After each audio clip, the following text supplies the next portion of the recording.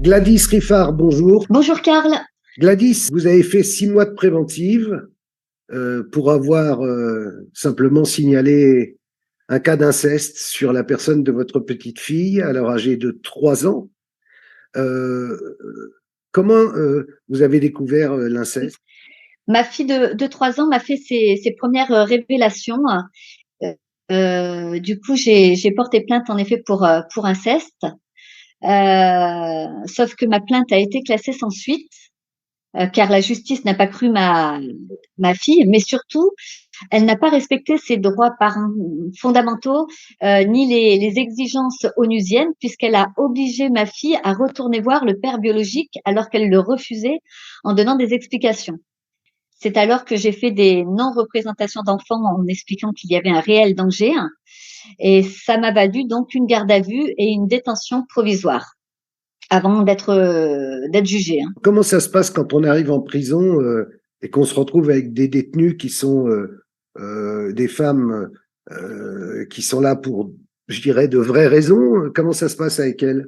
J'ai eu l'impression d'être un chaton au milieu de la jungle, sincèrement, parce que je viens d'un milieu d'une bonne éducation. Je connais pas les violences des quartiers, donc je me suis retrouvée vraiment apeurée dans un quartier femme.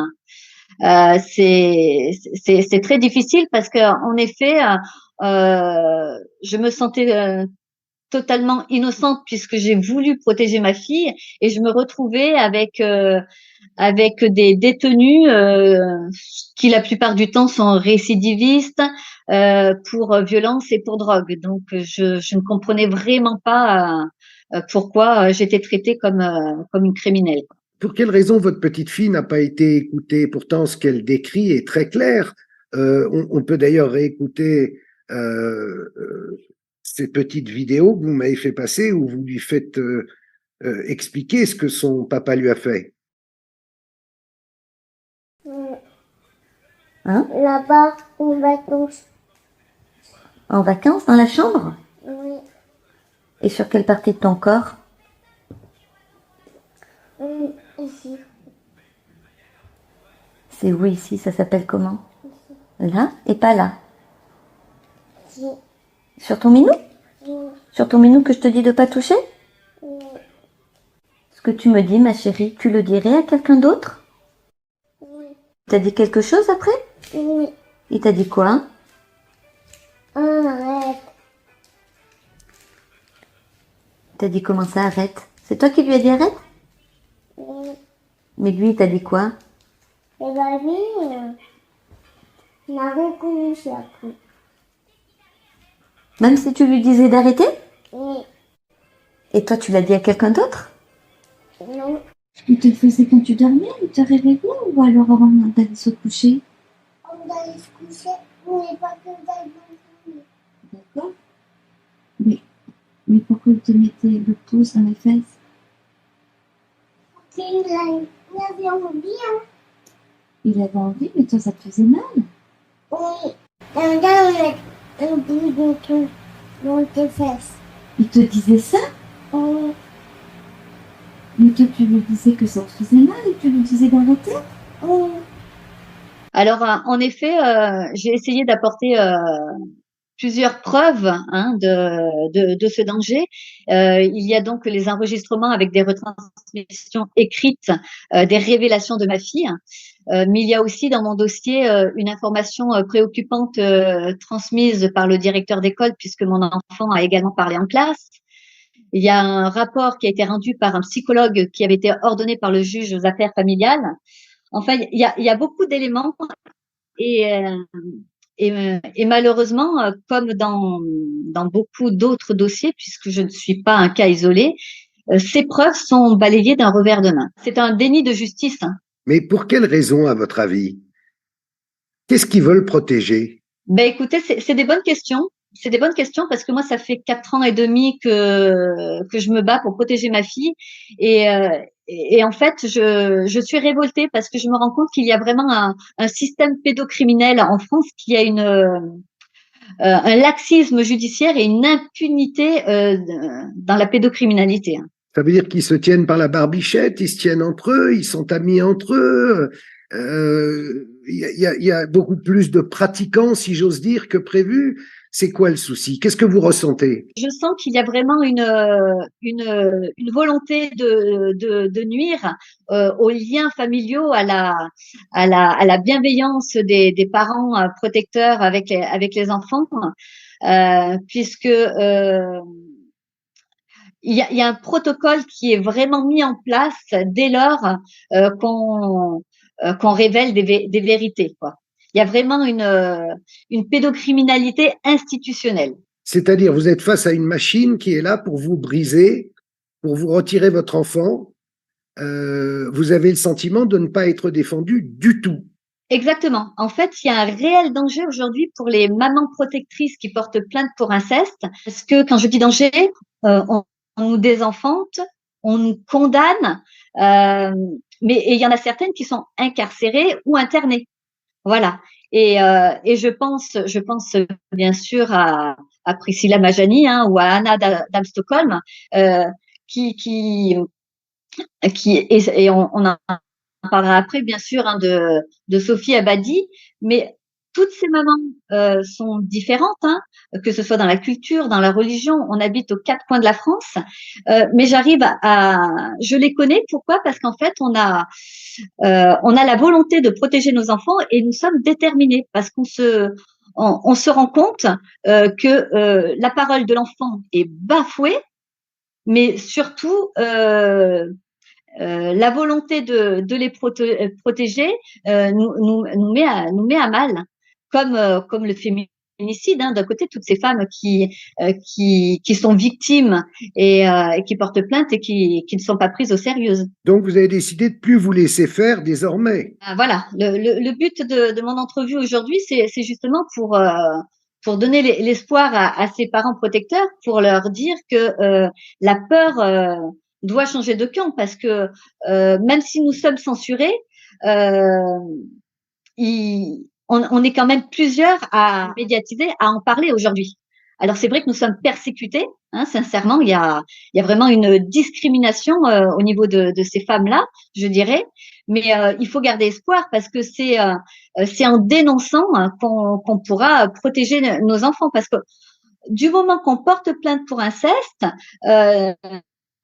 les enfants sont placés, alors sont placés ou en foyer ou en famille d'accueil, ou sont rendus au père qui est accusé d'inceste, hein. C'est pour ça que je parlais de désenfantement. Mais en fait, la pédocriminalité est fortement liée au placement abusif. Hein, d'ailleurs, je fais un clin d'œil à Negway du hashtag MeTooiseux, parce que nous sommes tous des MeTooiseux, quoi. Il y a vraiment un problème. D'ailleurs, il y a eu pas mal de personnes spécialisées en tant que dans ce domaine qui en parlent bien mieux que moi. Mais il y a vraiment un gros trafic d'argent dans ce système.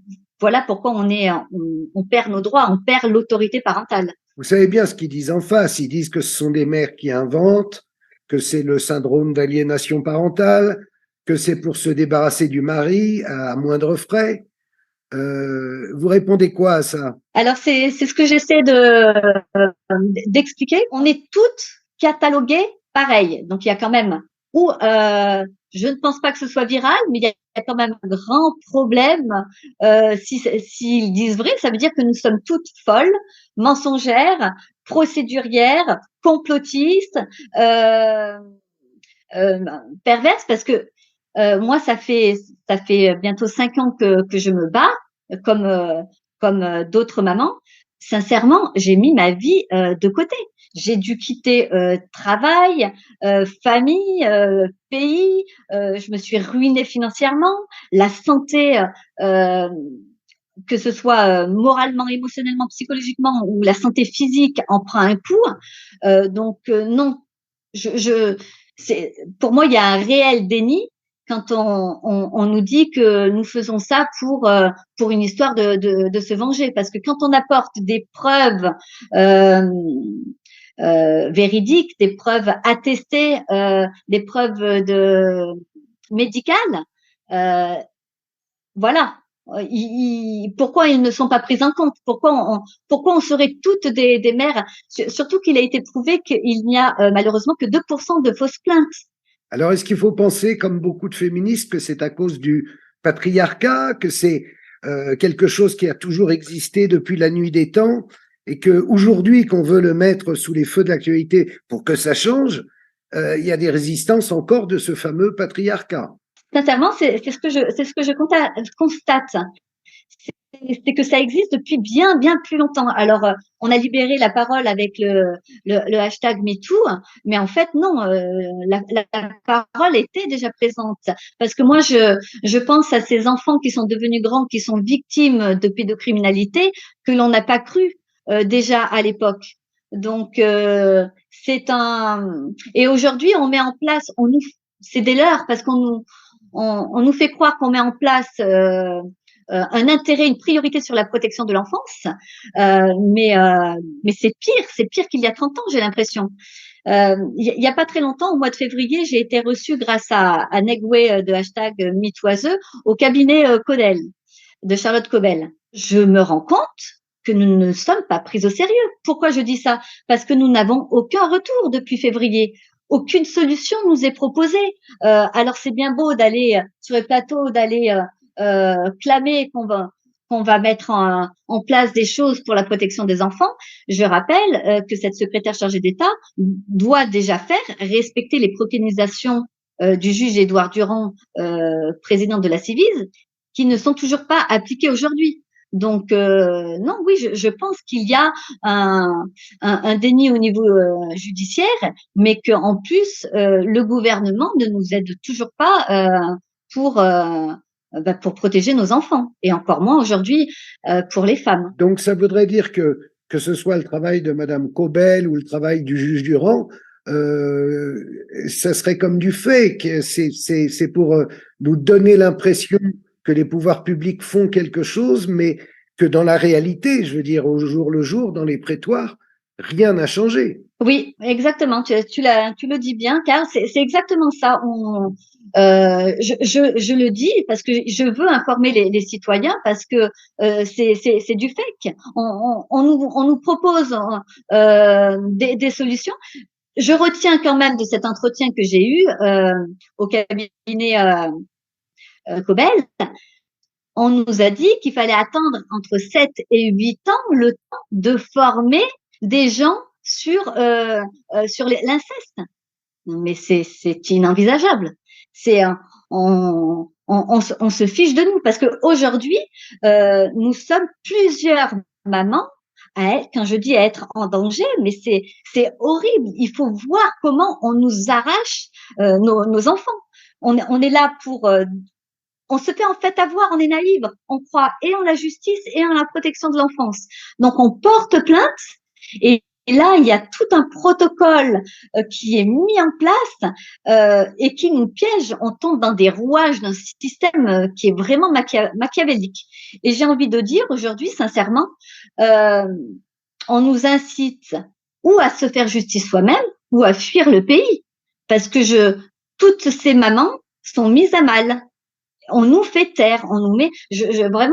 Vraiment, j'insiste sur le fait que je suis, de mon expérience, je peux en témoigner. Je suis victime de ce système, parce que là, je vais être jugée de nouveau au mois de mai à Chambéry, puisque j'ai fait appel, et je risque quand même 3 ans de prison et 45 000 € d'amende. Mais je pense à Priscilla, qui fait plus de 1 an de prison, qui a fait appel et qui fait un pourvoi en cassation. Anna Damsocom, pareil, qui a été condamnée aux premières instances en appel, qui aujourd'hui fait un pourvoi en cassation. Et là, il y a, avant mon appel, il y a Sophie Abadi, qui est actuellement en détention provisoire parce qu'elle a voulu protéger son dernier enfant de 2 ans qu'elle allait. Et elle va être jugée le 21 avril au tribunal de Chartres. Bonjour à tous et à toutes. C'est une vidéo que je pensais jamais faire de ma vie. Mais voilà, j'en suis là à la faire. Donc je vous demande une mobilisation, s'il vous plaît. si vous êtes une association, de diffuser cette vidéo en toute urgence. Mon bébé de 2 ans qui n'a pas pu assister à l'audience du juge des enfants lundi 13 février, puisqu'elle était dispensée, puisqu'elle a 2 ans. Donc elle n'était pas présente. Elle n'a pas pu être arrachée comme mes 3 autres enfants ont été arrachés. Aujourd'hui, je suis menacée de rendre mon bébé, que je précise à 2 ans, toujours allaitée. Elle n'a jamais été chez son père pour des droits de visite ou d'hébergement. Elle ne le connaît pas. Je précise ce père qui a été condamné pour des faits de violence et de maltraitance sur les enfants. Il a reconnu les faits et a promis devant le procureur de ne pas réitérer les faits. Chose qu'il a continué de faire évidemment. Aujourd'hui, ma fille, mon bébé, est menacée d'être arrachée, elle aussi. Peu importe qu'elle ne connaisse pas son père, qu'elle soit toujours allaitée.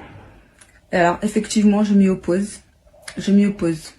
Tout simplement parce que c'est quelqu'un qui a aussi eu des violences sexuelles envers mes 3 aînés et qui serait capable de réitérer les faits sur un bébé de 2 ans qui ne sait pas encore très bien parler. J'ai très peur. J'ai très peur pour ma fille. S'il vous plaît, aidez-moi. Aidez-moi à arrêter tout ça. Aidez-moi à dénoncer tous ces crimes et toute cette complicité que les juges, les magistrats, que toute la justice française ne sait pas. Elle ne sait pas protéger nos enfants. J'ai demandé une suspension des droits du père. J'ai demandé des droits réservés. J'ai demandé à ce que le père voie les enfants en visite médiatisée. Et finalement, rien n'a été tenu et pris en compte. C'est moi qu'on incrimine comme une criminelle. C'est moi qui ai interdit de voir mes enfants du jour au lendemain. Et c'est moi qui deviens l'agresseur finalement. Alors s'il vous plaît, c'est un appel à l'aide, au secours. Alors déjà, ce qu'on peut dire, c'est qu'on peut soutenir. On va inscrire l'adresse, son numéro d'écrou et son centre pénitentiaire. Si les gens veulent lui envoyer un mot de soutien, déjà, ça lui fera plaisir. Où est-ce qu'elle en est aujourd'hui, Sophie? Ben, sincèrement, moi j'étais en contact avec elle avant qu'elle se fasse incarcérer. Donc maintenant je suis un petit peu les réseaux pour savoir où elle en est, mais elle a été mise en garde à vue, en détention provisoire dans des conditions inhumaines. Elle était en train d'allaiter son enfant, donc aujourd'hui elle est sevrée, elle doit se sevrer brutalement, donc elle risque quand même des conséquences, il y a des conséquences graves de santé qui peuvent en découler. Elle fait la grève de la faim, hein, voilà, pour se faire entendre, parce qu'il y a un moment, on ne sait plus comment être prise au sérieux. Donc non, c'est une femme très forte, hein, je l'en félicite, parce qu'elle ose. Elle ose protéger son enfant, elle ose continuer le combat, malgré les intimidations et les harcèlements, mais elle est mise à mal. Elle a 4 enfants de 2 à 8 ans. Alors, où sont les 3 plus grands? Alors malheureusement, ce qui est arrivé, comme dans beaucoup de cas, c'est que les 3 enfants, sur décision judiciaire, ont été placés chez le père, qui, je le rappelle, hein, quand même, a eu un rappel à la loi pour des violences conjugales, qui a reconnu les coups sur les enfants. En plus, il y a une plainte actuellement en cours pour également des révélations d'inceste. Et malheureusement, on enlève ces enfants qui ont toujours vécu, hein, avec la maman. On les enlève de cet environnement familial. En plus, on le voit dans une vidéo que les enfants ont peur, ne veulent pas y aller. Et c'est là qu'on dit, mais à quand on va écouter un enfant? Madame, viens, madame, viens. C'est bon. Voilà comment on arrache les enfants victimes de violence. Voilà comment on arrache les enfants victimes de violence. Voilà, violence et viol. Non. Arrêtez de filmer, s'il vous plaît. Allez, viens. Allez-y. Allez-y. Quand on vit ça en France, c'est inentendable. On peut pas concevoir ça. Et la petite, celle qui a 2 ans, elle est où? Alors apparemment, de ce que j'ai compris, elle est mise en sécurité dans la famille. Voilà. Comme ta fille d'ailleurs. Ta fille est en sécurité quelque part en Espagne. Exactement. Voilà, j'ai quitté le pays pour mettre ma fille en sécurité puisque je n'étais pas prise au sérieux. Mes plaintes, toutes mes plaintes ont été classées sans suite et je ne regrette pas, sincèrement, quand je vois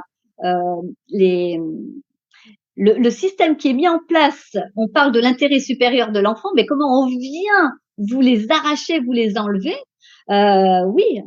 Ma fille est aujourd'hui en sécurité, elle n'est pas cachée, puisque le système français le sait, mais elle a été prise et écoutée et crue par l'Espagne, donc il y a une protection aujourd'hui au niveau de l'Espagne, un petit peu comme Camille, qui est protégée en Suisse actuellement. C'est quand même faramineux de penser qu'il faut que ce soit des pays limitrophes européens qui protègent nos propres enfants. Ouais. Quand on nous fait croire qu'on est dans le pays des droits de l'homme, quand on nous fait croire qu'à ce quinquennat, la priorité sera pour la protection des enfants, quand on voit ce qui se passe au niveau judiciaire, ça fait réellement peur. Qu'il faudrait pour que ça change? Il faudrait justement qu'on soit plus nombreux à sortir du silence, parce que c'est ce que je vous disais, on n'est pas un cas isolé et que malheureusement, on est très, très, très nombreux. Donc, je pense que si la réalité était mise à jour, il y aurait un mouvement, une mobilisation qui se ferait un petit peu comme cette mobilisation qui se fait aujourd'hui sur le système des retraites, parce que on a besoin de cette solidarité pour faire changer les choses, parce qu'aujourd'hui nous sommes censurés au niveau des médias, les gouvernements nous disent, les politiciens nous disent qu'ils ne peuvent rien faire sous motif de séparation de pouvoir, mais quand on voit ce qui se passe au niveau des magistrats, ils peuvent croire que nous sommes folles, ils peuvent croire que nos enfants mentent, mais il y a un moment, si on met au grand jour que c'est pareil pour tous ces dossiers-là, il faut peut-être revoir des décisions et au lieu de mettre en avant les droits patriarcaux du papa ou de la présomption d'innocence, parce que d'ailleurs, je vais faire un clin d'œil à ce cher Éric Dupond-Moretti qui d'abord ne m'a jamais répondu quand j'étais en prison, en détention provisoire, alors que nous sommes surpeuplés, et qui, lui, a fait un bras d'honneur à la présomption d'innocence. Vous n'avez pas à faire des bras d'honneur dans l'enceinte de l'Assemblée nationale, monsieur le ministre. J'ai dit, madame, bras d'honneur à la présomption d'innocence, je l'ai dit 2 fois. Donc, j'ai envie de faire, moi aussi, un bras d'honneur à ma présomption d'innocence, comme à celle de Sophie. Parce que voilà, il y a des lois, il y a des articles de loi, il y a un état de nécessité pour protéger nos enfants, on se le doit. Il y a aujourd'hui, parce que je rappelle que la France est signataire de la Convention internationale des droits des enfants et aujourd'hui, ne les respecte pas. Merci Gladys de ton témoignage. Merci beaucoup à toi. Tu sais évidemment que je suis... Merci de nous donner Je suis évidemment avec vous et je confirme que des histoires comme la tienne, comme celle de Sophie, comme celle d'Anna, comme celle de Priscilla, j'en reçois quotidiennement des appels au secours et on réfléchit d'ailleurs à essayer de mettre en place quelque chose pour aider aussi en termes juridiques toutes les personnes. C'est un autre projet dont on parlera une autre fois, sur lequel on est en train d'avancer. Merci beaucoup, en tout cas, Gladys Riffard, de nous avoir rejoints. Je voulais simplement dire un dernier petit mot, Karl, si tu permets, parce que voilà, j'incite vraiment les personnes curieuses de ce témoignage à regarder Pédoland, la fin du silence. Voilà, en fait, c'est une compilation assez violente, mais qui exprime la pédocriminalité en France depuis 20 ans. Il y a plusieurs extraits de vidéos. Voilà, je ne sais pas si tu as eu le temps de la voir, mais ça en dit long quand même sur ce système pédocriminel.